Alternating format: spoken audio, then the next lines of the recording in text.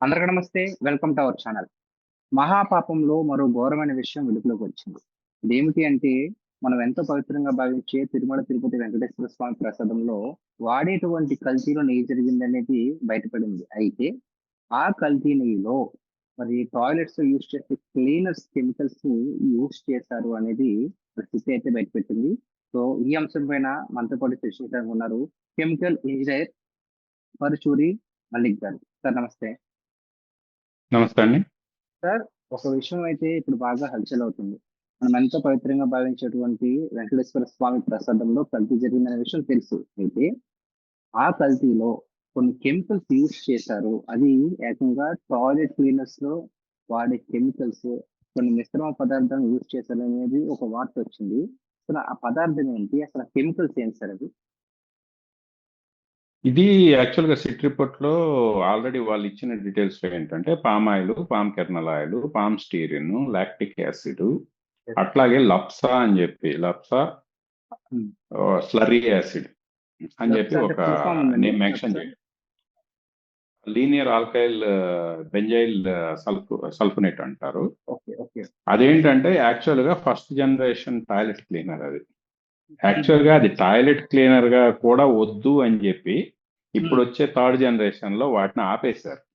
ఇప్పుడు ఓకే. ఆపేసి టాయిలెట్ క్లీనర్‌గా కూడా పనికిరాదు అనుకున్నది. ఫస్ట్ జనరేషన్ హార్పిక్‌లో ఉండింది. అట్లాగే మనకి విమ్ డిష్ వాషర్‌లు గాని, లేకపోతే ఇటువంటి ఆటిల్లో ఉంది. హ్మ్. దీన్నేందంటే ఇండస్ట్రీలో లాండరింగ్ కోసం వాడతారు. అంటే ఇప్పుడు మనకు బయట బట్టలు లాండరింగ్ ఉతకడం కోసం ఎట్లా వాడతామో, ఇండస్ట్రియల్‌లో కొన్ని పర్పస్ లైక్ గ్రీజులు ఇటువంటి క్లీన్ చేయటానికో, లేకపోతే ఇటువంటి ఆటికి వాడతారు. ఎందుకంటే అంటే అది ప్రత్యేకించి నొరలాగా అదే వస్తుంది. వాడడానికి గల కారణం ఏంటి సార్? అంటే ఇది వాడితే ఆ నెయ్యిలాగా స్మెల్ వచ్చేది ఏదైనా గుణాలేమైనా బయటపడతాయా? ఇది ఎందుకు వాడారు? అంత ప్రమాదకరమని ఇదేంటంటే మీరే చెప్తున్నారు. ఇది ఒకటండి. ఇక్కడ సిట్ ఏంటంటే, ఇది వాడారు అని చెప్పారు గానీ, ఖచ్చితంగా మిక్స్ ఎలా కలిపారు, ఏంటి, అటువంటి క్లియర్ స్టేట్మెంట్స్ ఏవి లేవు. But okay. వాళ్ళు మెన్షన్ చేసిందేంటంటే, హ్మ్. అరిస్టో కెమికల్స్ అని చెప్పి ఒక కంపెనీ దగ్గర ఏదైతే భోలేబాబా ఉందో, హ్మ్. భోలేబాబా వాళ్ళు 8,900 కేజీలు. Okay. It's a huge quantity అన్నమాట. 8,900 కేజీలు లప్సా కొన్నారు. హ్మ్. ఆ లప్సా 8,900 కేజీల లప్సాని ఏం చేశారు అనేదే ఇక్కడ కీ పాయింట్. అక్కడ ఏంటంటే ఇండస్ట్రీలో ఏదైనా క్లీనింగ్ కింద వాడారా, టాయిలెట్ క్లీనర్ లాగా ఇండస్ట్రీలో మెషిన్ క్లీనింగ్ వాడారా అంటే 8,900 కేజీలు ప్లాంట్ క్లీనింగ్ అవసరం లేదు. అవును. అవును. అంత హ్యూజ్ క్వాంటిటీ అవసరం లేదు. ఇది ఖచ్చితంగా మిక్స్ చేశారా, లేకపోతే ఇక్కడ టూ ఆప్షన్స్ ఉన్నాయి. ఒకటి డైరెక్ట్ మిక్స్ చేయటం. ఏదైతే మనకి వెజిటబుల్ ఆయిల్స్ కలిపారు అంటున్నారు, పామ్ ఆయిల్, పామ్ కెర్నలో, పామ్ స్టీరినో, హ్మ్. వీటి వాసన ఇప్పుడు ఇవన్నీ కూడా మీకు ఏంటంటే మనం బయట పామ్ ఆయిల్ ప్యాకెట్ తెచ్చుకున్నాం అనుకోండి, ఎవ్వరు బయట బండ్లు ఉన్నాయి చూసారా, ప్రతి ఒక్కరు వాడేది పామ్ ఆయిలే. అవును. వాళ్ళ దగ్గరికి వెళ్ళి తీసుకుంటే పామ్ ఆయిల్ అది మనకి లిక్విడ్ లానే కనపడుతుంది. దానికి నెయ్యి టెక్స్చర్ కానీ ఇటువంటి ఏవి కనపడవు. అవును. ఇక్కడ పామ్ ఆయిల్ కి నెయ్యి వాసన రాదు. పామ్ ఆయిల్ వాసనే వస్తుంది. హ్మ్. సో ఈ పామ్ ఆయిల్ యొక్క వెజిటేబుల్ వాసన మాస్క్ చేయటానికి నెంబర్ వన్. హ్మ్. రెండోది, దీంట్లో నెయ్యి వాసన తెప్పియటానికి సంథింగ్ ఏదో కలిపారు. హ్మ్. ఆ కలిపింది నెయ్యి ఫ్లేవరు, నెయ్యి టెక్స్చరు ఇవి తీసుకొచ్చింది. ఇవి ఓకే. తీసుకొస్తూ దాంతో పాటు కొన్ని వేరే చెడు వాసనలు ఏమన్నా తీసుకొచ్చింది అనుకోండి, హ్మ్. వాటిని మాస్క్ చేయటానికో, లేకపోతే వాటిని క్లీన్ చేయటానికో. ఇప్పుడు లైక్ మనకి ఎన్డీడీబీ రిపోర్ట్లో ఒక డౌట్ఫుల్ గా వచ్చిన టీఏజీ ప్రొఫైల్లో డౌట్ఫుల్ గా వచ్చిన బీఫ్ టాలో అనేది ఉంది. హ్మ్. ఆ బీఫ్ టాలోని క్లీన్ చేయటానికి ఏమన్నా ఈ కెమికల్ తెప్పించారా? ఓకే. ఆ అవకాశం కూడా ఉంది. 8,900 కేజీలు అంటే క్లీనింగ్ మీకు ప్రాసెస్ లో వాడేది అది. అవును. 68 లక్షల కేజీలని ఈ ప్రాసెస్ లో ఇది వాడారు. హ్మ్. దేనికోసం వాడారు అనేది ఇంకా మనకి పూర్తి ఎవిడెన్సెస్ అయితే సిట్ నివేదికలో లేవు. హ్మ్. ఎనక్సెస్ కోసం చూస్తున్నాం. ఒకవేళ ఎనక్సెస్ లో ఏమన్నా దొరుకుతుందేమో అని చెప్పి. హ్మ్. ఎనక్సెస్ ఇంకా బయటకు రాలేదు. హ్మ్. ఎనక్సెస్ వస్తే మనకి ఏమన్నా క్లూస్ దొరుకుతాయేమో చూద్దాం. సార్, ఇప్పుడు చదువు అనేది విజ్ఞానం కోసం, జ్ఞానం కోసం నలుగురికి పంచడానికి లేదంటే ఒక విషయాన్ని తెలుసుకోవడానికి. ఇప్పుడు మీలాంటి వాళ్ళే గనక లేకపోతే, ఇప్పుడు ఈ వీటి గురించి గనక తెలియకపోతే వీళ్ళు ఇంకా ఈ పాపాన్ని ఇంకా చేస్తూ ఉండొచ్చు కదా! సో అయితే ఇటువంటి కెమికల్స్ మరి డేంజర్ అంటున్నారు. మరి గవర్నమెంట్ బ్యాన్ చేయడం గాని, లేదంటే ఇవి వాడకూడదు అనుకున్నప్పుడు ఎలా తీసుకొచ్చారంటారు? అసలు ఏ విధంగా జరిగుంటదంటారు? ఇక్కడ సిట్ రిపోర్ట్ లోనే మెన్షన్ చేశారండి. ఏదైతే ఉందో ఈ కెమికల్స్ ని, ఎస్పెషల్లీ లాప్సాని హ్మ్. అండ్ లాక్టిక్ యాసిడ్ ని ఎవరైతే సప్లయర్ ఉన్నారో ఆ సప్లయర్ ని జస్ట్ మేము క్యాష్ పే చేసేస్తాము, మెటీరియల్ ఇచ్చేయండి అని అడిగారు ఫస్ట్. ఓకే. అట్లా ఇవ్వకూడదు, ఖచ్చితంగా మీకు జిఎస్టీ రిజిస్ట్రేషన్ ఉండాలి, ఇవన్నీ ఉండాలి, ఇవన్నీ ఉంటే వైట్ గానే నేను ఇస్తాను తప్ప బ్లాక్ లో ఇవ్వను అని అతను తేల్చి చెప్పాడు. అయితే ఓకే. ఫస్ట్ కన్సైన్మెంట్ బోలే బాబా వాళ్ళ పేరు మీదే తెప్పించుకుంది. హ్మ్. ఫస్ట్ కన్సైన్మెంట్ వాళ్ళ పేరు మీద తెప్పించుకుంది. మళ్ళీ తర్వాత ఏమనుకున్నారో, ఇది డైరెక్ట్ లింక్ ఎప్పుడన్నా బయటపడితే ఇబ్బంది పడతాం అనుకున్నారో, వేరే ఇంకొక ట్రేడర్ని ఇన్వాల్వ్ చేశారు. ట్రేడర్ని ఓకే. ఇన్వాల్వ్ చేస్తే అతనికైతే పూర్తి ఇండస్ట్రీకి సంబంధించిన లైసెన్స్లు అయితే లేవు, కానీ జిఎస్టీ ఉండింది. హ్మ్. జిఎస్టీ మీద ఆధార్ కార్డు తీసుకొని ఆధార్ కార్డు జిఎస్టీ మీద అతని పేరు మీద బిల్ చేసి పంపించారు. ఇదేంటంటే ఇది బ్యాన్ ఐటమ్ ఏం కాదు. ఎందుకంటే మీకు ఎనీ సర్ఫ్ తయారు చేసేయో లేకపోతే ఇటువంటివి ఉంటాయి కదా మనకు మామూలుగా మార్కెట్ లో కెమికల్స్. డిటర్జెంట్. ఇప్పుడు డిటర్జెంట్. హైదరాబాద్ ఉందనుకోండి, మనకి అబిడ్స్ ఉంది. హ్మ్. అబిడ్స్ బ్యాక్ సైడ్ అక్కడ వరుసగా ఉంటాయి కెమికల్ షాపులు. అక్కడ ఏంటంటే లైక్ నైట్రేట్స్ ఇట్లాంటి ఏమన్నా ఎక్స్ప్లోజివ్ సంబంధించి కానీ, లేకపోతే యాసిడ్స్ కూడా మీకు హెచ్సిఎల్ అనుకోండి ఈజీగా దొరుకుతుంది. హ్మ్. సల్ఫ్యూరిక్ యాసిడ్ దొరకదు, సల్ఫర్ అవును. గ్రూప్స్ దొరకవు. ఎందుకంటే సల్ఫర్ గ్రూప్స్ అన్ని కూడా మీకు బాంబుల తయారీలో వాడతారు కాబట్టి, ఎక్స్ప్లోజివ్ తయారీలో సల్ఫర్ గ్రూప్స్ దొరకవు. అది వాటర్‌లో బట్ బంధించడం. రిమైనింగ్ దొరుకుతాయి. ఈ వాటర్ ట్రీట్మెంట్ కానీ ఇటువంటి అన్ని ఫ్రీగా ఇచ్చేస్తారు. దానికి పెద్ద మనకి మెడికల్ ప్రిస్క్రిప్షన్ టైప్ లో కెమికల్ ప్రిస్క్రిప్షన్స్ ఏమి అవసరం లేదు. సార్ ఇప్పుడు ఈ కెమికల్స్ మరి చాలా కాలం 5 ఏళ్ల పాటు ఇవే కెమికల్స్ యూజ్ చేశారని చెప్పేసి సిట్ అయితే రిపోర్ట్ ఇచ్చింది. దానివల్ల మరి చాలా మంది భక్తులు దాన్ని స్వీకరించడం జరిగింది కాబట్టి, ఇటువంటి అయినా హెల్త్ ప్రాబ్లమ్స్ వచ్చే అవకాశం ఉందంటారా? ఇక్కడ కంపారిటివ్లీ ఇక్కడ డోస్ ఏదైతే వచ్చిందో ఆ డోస్ అయితే మనకి లడ్డూలో ప్రసాదంలో కొంత భాగమే కాబట్టి డోస్ పెద్దగా ఇబ్బంది ఏం కాదు. కాకపోతే సివియర్ మనకి ఇప్పుడు మామూలుగా సబ్బు తింటా ఉంటారు పిల్లలు, లేకపోతే ఇట్లా ఇప్పుడు టాయిలెట్ క్లీనర్స్ అనగానే హెచ్సిఎల్ ప్లస్ ఇటువంటి కాంపౌండ్స్ అన్ని కలిపి ఉంటాయి టాయిలెట్ క్లీనర్స్ హార్పిక్ లో హ్మ్. ఇట్లో. సో అంత సివియర్ ఏం కాదు. బట్ ఇక్కడ నైతికత ఇంపార్టెంట్. అవును సార్. అవును. నైతికత ఇంపార్టెంట్. ఒక ప్రసాదం, పవిత్రంగా భావించే ప్రసాదంలో టాయిలెట్ క్లీనర్స్ సంబంధించిన కెమికల్స్ కూడా వేసేసారు అంటే ఇంకా ఏమేమి వేయగలరు? అది అది కూడా అది మెయిన్. అంత పాపం చేసి కూడా మళ్ళీ మరి అయోధ్యలో ఉన్నటువంటి రామ మందిరానికి ఏకంగా 1,00,000 లడ్డూలు కూడా వాళ్ళు పంపించడం జరిగింది. అంటే ఒక నమ్మకాన్ని మీద వీళ్ళు ఈ విధంగా ఎందుకు ఖర్చు పెట్టారు? ఇప్పుడు అక్కడ భయం అనేది లేదండి. చట్టం మీద భయం లేదు, నైతికత లేదు, ఎథిక్స్ లేవు, ఏమీ లేవు. ఓన్లీ హ్మ్. మనీ మనీ అన్నట్లు ఉందా? మనీ కోసమే చేశారా? లేకపోతే సంథింగ్ ఒక కసితో ఏమన్నా చేశారా? హ్మ్. ఏదైనా క్రిమినల్ గా కుట్ర ఉందా? ఒక హ్మ్. కసితో ఏమన్నా చేశారా? ఇటువంటివి కూడా ఉన్నాయి. ఎందుకంటే అంత సింపుల్ గా వదిలేసి కదా 250 కోట్లు పిఏ అప్పనికి ఒక 25 కోట్లు వచ్చాయండి. 10% డైరెక్ట్ కేజీకి ₹25 తీసుకున్నారన్నారు. ఓకే. ఓకే. ఇప్పుడు 10% ఆఫ్ ది టర్న్ ఓవర్ హ్మ్. డైరెక్ట్ హవాలా రూపంలో తీసుకున్నారు. 25 కోట్లు నాకు తెలిసి ఇప్పుడు మెన్షన్ చేస్తున్న పేర్లు వాళ్ళకి పెద్ద విషయం ఏం కాదండి. హ్మ్. ఎందుకంటే ఆ 25 కోట్లు చాలా మంది పంచుకున్నారు.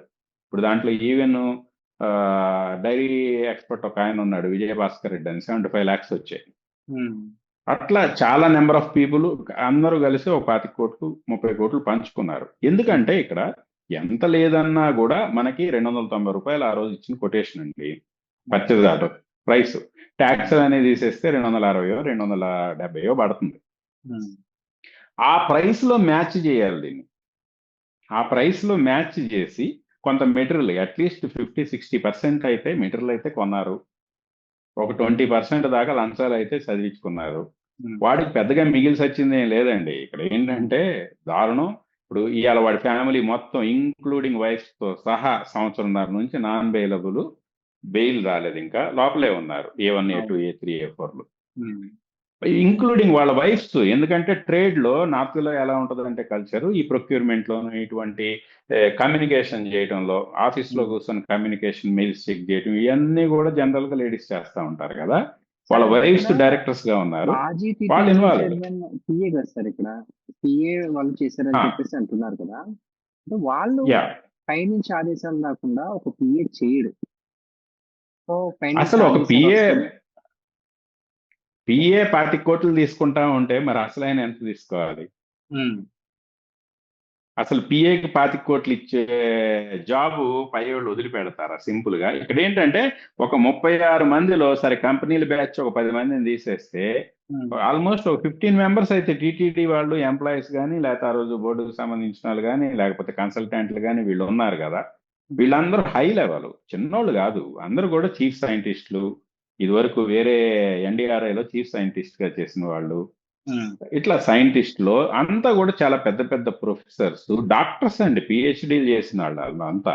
ఉమ్, అటువంటి వాళ్ళు, లేకపోతే జిఎం ప్రొక్యూర్మెంట్, లేకపోతే డిప్యూటీ ఈఓ వేర్ హౌస్, వీళ్ళంతా పెద్ద పొజిషన్లు. వీళ్ళందరూ ఒక పిఏ పర్సనల్ అసిస్టెంట్ అక్కడ చైర్మన్ గారికి ఛాయలు అంది ఇచ్చేవాడు మాట వింటారా చెప్పండి?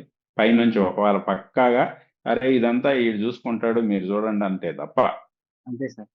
సార్ ఇక్కడ డౌట్ ఏంటంటే 2019కి ముందు, అంటే జగన్మోహన్ రెడ్డి గారు అధికారంలోకి రాకముందు తిరుమలలో వాడేది నందిని బ్రాండ్ నెయ్యి అని చెప్పేసి తెలుసు. అయితే ఈ నందిని బ్రాండ్ నెయ్యిని ఆపించేసి కేవలం అంటే హిందూ పవిత్రతను దెబ్బతీయడం అంటారా? మీరు అన్నట్టుగానే 251 కోట్లు స్కామ్ చేశారన్నారు కదా. సో కేవలం ఆ స్కామ్ గురించి అంటారా? నందిని బ్రాండ్ నెయ్యిని ఆపేసి ఈ కల్తీ నెయ్యిని గోలే బాబాయ్, వైష్ణవి డైరీస్ ఏ విధంగా అప్రోచ్ చేయాలంటారు? ఇక్కడ ఏంటంటే అండి, నందిని నెయ్యి అనే కాదు, డిఫరెంట్ డైరీస్ ఎప్పటి నుంచో సప్లై చేసేవాళ్ళు. కాకపోతే హెరిటేజ్ ఒక్కటే దాంట్లో పాల్గొన్నదు. ఎందుకు అంటే ఈ స్టేట్ లో ఉంది కాబట్టి పొలిటికల్ ఇన్ఫ్లుయెన్స్ చేశారనే మాట వస్తుందని ఉమ్, ఒక్క హెరిటేజ్ తప్ప ఇంకా మిగతా డైరీలన్నీ పార్టిసిపేట్ చేస్తాయి. కాకపోతే అప్పుడు రిక్వైర్మెంట్స్, టెండర్ క్వాలిఫికేషన్ రిక్వైర్మెంట్స్ చాలా పెద్దవి ఉండేవి. ఉమ్, మినిమం వాళ్ళ యొక్క టర్న్ ఓవర్ 250 crores పైన ఉండాలి. ఓకే. అట్లాగే 3 years డైరీ ఫీల్డ్ లో ఉండాలి. అట్లాగే రోజుకి 4 లక్షల లీటర్ల ఆవు పాలు సేకరించే నా ఇదివరకు డేటా ఉండాలి. సార్ మరి ఇక్కడ దానికి ఒక్క సంబంధించిన చుక్క బిల్స్ సబ్మిట్ ఒక్క చేయాలి. చుక్క పాలు కూడా లేకుండా ఓన్లీ కెమికల్స్ తోనే యూజ్ చేశారన్నారు. మరి ఇవన్నీ ఎంక్వైరీ చేయకుండానే ఇచ్చారంటారా?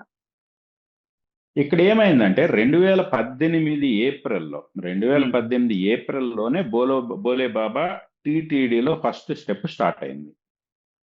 అందరూ ఓకే. అంటారు ఏంటంటే ఫస్ట్ స్టెప్ టీటీడీలో టీడీపీ హయాంలోనే స్టార్ట్ అయింది కాబట్టి మరి టీడీపీకి సంబంధం లేదా అని కూడా సోషల్ మీడియాలో సర్క్యులేట్ అవుతున్నాయి. అవును. ఆ రోజు 2018లో ఒక 73,000 కేజీలు, 73,000 కేజీలు అంటే అది ఒక చిన్న క్వాంటిటీ. 73,000 కేజీలు అంటే ఆల్మోస్ట్ 5 ట్యాంకర్లు. ఓకే. అది 6 నెలల్లో. అది కూడా ట్యాంకర్ లో అడగలేదు, స్మాల్ క్వాంటిటీస్ అన్ని కూడా టిన్స్ లో అడుగుతారు. మనకి ఓకే. 20 లీటర్లు టిన్స్ ఏ ఉంటాయి. ఆ మ్మ్. టిన్స్ లో అడిగారు. ఆ టిన్స్ లో 73,000 కేజీలు 6 నెలల్లో సప్లై చేయాలి అని అడిగారు. మ్మ్. 73,000 కేజీలు అనే ఒక స్మాల్ టెండర్ కి ఒక సప్లై చేయడానికి వచ్చిన ఒక స్మాల్ కంపెనీ ఆ రోజు okay. Harsh fresh. Okay. Okay. ఆ రోజు క్వాంటిటీ చిన్నది. పెద్ద క్వాంటిటీకి నందిని కోట్ చేసేదానికో లేకపోతే ఇంకొకళ్ళు కోట్ చేసే ట్యాంకర్లలో కోట్ చేసే పెద్ద వాల్యూమ్ కి వాళ్ళు ఆ రోజు ఎంట్రీ కాలేదు. మ్మ్. ఆ రోజు వాళ్ళు ఎంట్రీ అయింది దేనికోసం? 73,000 కేజీలు, అది కూడా 6 నెలల పీరియడ్ లో సప్లై చేయడానికి. ఆ చిన్న క్వాంటిటీకి ఏదైతే ఈ రోజు అరెస్ట్ చేయబడినటువంటి A35 అండ్ A36 అట్లాగే జిఎం ప్రొక్యూర్మెంట్, వీళ్ళు ముగ్గురు వెళ్ళి మ్మ్. 6th month లో అనుకుంటా, 2018 6th month ఆ 7th month లో మ్మ్. వాళ్ళు హరిద్వార్ వెళ్ళి వాళ్ళ డైరీ ఇన్స్పెక్ట్ చేశారు. ఓకే. ఇక్కడ విషయం ఏంటంటే బోలే బాబాకి అసలు డైరీ లేదని కాదు, they have a small diary okay. Not that ఉంది. మచ్. ఆ ఫీల్డ్ లో ఉన్నోళ్లే, they have a small diary. ఇప్పుడు మనకు కూడా ఉంటాయి కదా చిన్న చిన్న డైరీలు ఉంటాయి. అవును. అటువంటిది ఇప్పుడు మనం ఏంటి పెద్ద డైరీలు, విశాఖ డైరీ, విజయ డైరీ, లేకపోతే సంగం డైరీ, దొడ్ల డైరీ, ఇవి చాలా పెద్ద డైరీలు. మ్మ్. ఇవి కాకుండా ఇంకా రకరకాల పేర్లు ఉంటాయి, ఆ పేర్లు చిన్న డైరీలు. ఓకే. అటువంటి ఒక చిన్న డైరీ వాళ్ళు ఆ 73,000 కేజీలు నెయ్యి సప్లై చేయగలుగుతారు మ్మ్. అని చెప్పి వాళ్ళ ప్లాంట్ కెపాసిటీ, ప్రొడక్షన్ కెపాసిటీ వరకు ఆ రోజు ఇన్స్పెక్ట్ చేసి వచ్చారు. ఓకే. కాకపోతే వాళ్ళ ప్రొడక్షన్ కెపాసిటీ ఎక్విప్మెంట్ ఉండటమే కాదు, ఇంకా ఈ 3 ఇయర్స్, గత 3 ఇయర్స్ నుంచి మీరు డైరీ ఫీల్డ్ లో ఉన్నారా లేదా అదొక సర్టిఫికేట్ ప్రొడ్యూస్ చేయాలి. అట్లాగే గత లాస్ట్ 1 ఇయర్ లో మీరు ఆ టెండర్ కి సంబంధించిన పాల సేకరణ చేశారా లేదా, దానికి సంబంధించిన బిల్స్ ఇవన్నీ సబ్మిట్ చేయాలి. అవన్నీ సింగిల్ డేలో వెరిఫై చేసే కాదు, అవన్నీ టీటీడీకి పంపిస్తారు. టీటీడీలో స్టాఫ్ ఎంక్వైరీ చేస్తుంది, అకౌంట్ స్టాఫ్ ఎంక్వైరీ చేస్తుంది. ఈ సైంటిస్టులు ఏమి దాన్ని సరి చెక్ చేయరు కదా. ఏదైతే ఇన్స్పెక్షన్ టీం ఉందో దాంట్లో వెళ్ళింది జిఎం ప్రొక్యూర్మెంట్, ఒక జనరల్ మేనేజర్, పెద్ద పోస్ట్ ఆయన, అట్లాగే ఇద్దరు సైంటిస్టులు ఆ ప్రాసెస్ వెరిఫై చేయడానికి వెళ్ళారు. వాళ్ళు ఏం చేస్తారు, ఆ ప్రాసెస్ వెరిఫై చేశారు, అయ్యా దానికి సంబంధించిన ఎక్విప్మెంట్లు ఉన్నాయా లేదా చెక్ చేస్తారు. ఏది 75,000 కేజీల ప్రొడక్షన్ కావాల్సిన ఎక్విప్మెంట్, దానికి వరకు సాటిస్ఫై అయ్యాము అని చెప్పి వాళ్ళు నోట్ పెట్టారు. బట్ ఏవైతే మిగతా జిఎం ప్రొక్యూర్మెంట్ మిగతా డాక్యుమెంట్స్ అడిగాడో ఆ డాక్యుమెంట్స్ ఇప్పుడు మేము ప్రొడ్యూస్ చేయలేము, మాకు టైం కావాలని అడిగారు. సో అవి ప్రొడ్యూస్ చేసిన తర్వాత మీకు యాక్సెప్టాన్స్ ఇస్తాం అని చెప్పి పెండింగ్ లో పెట్టి వచ్చేసారు. సో ఆ రోజు క్లియర్లీ మెన్షన్ చేస్తుంది, పేజ్ నెంబర్ 62 సీట్ రిపోర్ట్ లో క్లియర్లీ మెన్షన్ చేస్తుంది, ఆ డాక్యుమెంట్స్ సబ్మిట్ చేయకపోవటం వల్ల they are not qualified for the present bid. So 2018లో సింగిల్ లీటర్ కాదు, సింగిల్ డ్రాప్ ఆఫ్ నెయ్యి కూడా హర్ష్ ఫ్రెష్ గాని ఆ తర్వాత పేరు మార్చుకొని భోలేబాబాగా మారిన డైరీ గాని 2018లో ఒక్క నెయ్యి చుక్క కూడా టీటీడీకి ఇవ్వలేదు. సో 2018 వరకు క్లీన్. నెక్స్ట్ 2019లోకి వచ్చారు. 2019 ఫిబ్రవరిలో మళ్ళీ ఇంకొక టెండర్ ఫ్లోట్ చేసింది టీటీడీ, 85,000 కేజీలకు ఫ్లోట్ చేసింది. 85,000కు ఫ్లోట్ చేసినప్పుడు ఈ బోలేబాబా మళ్ళీ నేను సప్లై చేస్తాను వచ్చాడు. అరే నువ్వు లాస్ట్ టెండర్ లో డాక్యుమెంట్ ఇవ్వలేదు కదరా అంటే, ఇప్పుడు నేను డాక్యుమెంట్లు తీసుకొచ్చానని చెప్పి టీటీడీ తిరుపతిలోనే వాడు డాక్యుమెంట్ సబ్మిట్ చేశాడు. సబ్మిట్ చేసి మళ్ళీ ప్లాంట్ ఇన్స్పెక్షన్, అంటే లాస్ట్ టైం ప్లాంట్ ఇన్స్పెక్షన్ అయితే చేశాం, satisfied with video footage evidence తో చేస్తారు కాబట్టి మళ్ళీ ఇన్స్పెక్షన్ ఏం అవసరం లేదు. లాస్ట్ టైం పెండింగ్ ఉన్నటువంటి ఏవైతే డాక్యుమెంట్స్ ఉన్నాయో డాక్యుమెంట్స్ చూసి డాక్యుమెంట్స్ ఓకే అనుకుంటే వాడిని టెండర్ లో అలౌ చేయండి అన్నారు. అక్కడ ఏం జరిగిందంటే ఆ రోజు మార్చి 18న ఎలక్షన్ నోటిఫికేషన్ వచ్చేసింది. అందరూ ఎలక్షన్ హడావుడిలోకి వెళ్ళిపోయారు. ఈవెన్ టీటీడీ ఆ రోజు ఉన్న టీటీడీ బోర్డు కూడా ఎలక్షన్ లోకి వెళ్ళిపోయిన తర్వాత అక్కడ ఎవరున్నారు, ఓన్లీ ఆఫీసర్స్ ఉన్నారు. ఆఫీసర్స్ ఆల్రెడీ వీడితో కొంచెం కుమ్మక్కై ఉన్నారు కదా. సో లాస్ట్ టైం ఇన్స్పెక్ట్ చేసేసాము, ఇప్పుడు డాక్యుమెంట్ సబ్మిట్ చేశాడు అని చెప్పి ఆ డాక్యుమెంట్స్ యాక్సెప్ట్ చేసి వాడికి ఓకే నువ్వు కోట్ చేయి అన్నారు. వాడు లోయెస్ట్ కోట్ చేశాడు. లోయెస్ట్ కోట్ చేస్తే ఏప్రిల్ 19వ తారీఖు 2019న వాడికి పర్చేజ్ ఆర్డర్ ఇచ్చారు. నువ్వు నెయ్యి ఇక నుంచి నెయ్యి సప్లై చేయొచ్చురా, ఈ 85,000 కేజీలు నువ్వే సప్లై చేయని వాడికి ఆర్డర్ ఇచ్చారు. కానీ ఏప్రిల్ 11వ తారీఖు ఎలక్షన్ జరిగింది. ఏప్రిల్ 11వ తారీఖు ఎలక్షన్ జరిగింది, awaiting for the reports results. April 19వ తారీఖు వీడికి ఆర్డర్ ఇచ్చారు.